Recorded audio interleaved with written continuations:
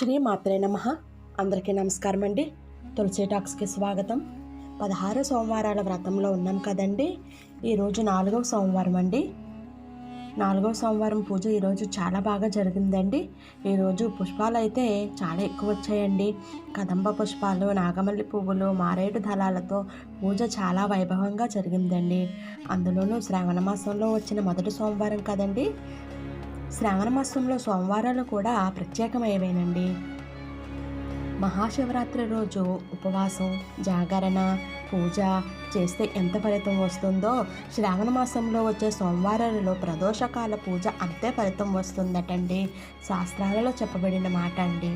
నేను ఎలాగూ 16 సోమవారాల వ్రతంలో ఉన్నాను కాబట్టి ఉదయం సాయంత్రము కూడా పూజ చేసుకుంటున్నాను. మీకు కూడా కుదిరితే ఇంట్లో శివ పూజ చేసుకోండి, లేదంటే దగ్గరలో ఉన్న శివాలయానికి దర్శనం చేసుకోండి. ఈ శ్రావణ మాసంలో చేసే ఏ పూజ అయినా లక్ష్మీ అనుగ్రహం కలుగుతుందండి. ఆర్థిక ఇబ్బందులు దూరం అవుతాయి, మానసిక ప్రశాంతత కలుగుతుంది. ఇక ఈరోజు మన శివుడు చూడండి ఎంత అందంగా వచ్చారో లింగ రూపంలో. ప్రతి వారానికి కొత్తగా ఉంటున్నారు కదండి. ఇంకా ఈరోజు జలాభిషేకం, క్షీరాభిషేకం, విభూదాభిషేకం చేసుకున్నానండి. కొన్ని రకాల పళ్ళు నైవేద్యంగా పెట్టుకున్నాను. ఇంకా పూజ గురించి మరిన్ని విశేషాలు మాట్లాడుకుందాం. నెక్స్ట్ వీడియో చూడండి, సబ్స్క్రైబ్ చేసుకోండి. Thank you. నమస్కారం అండి.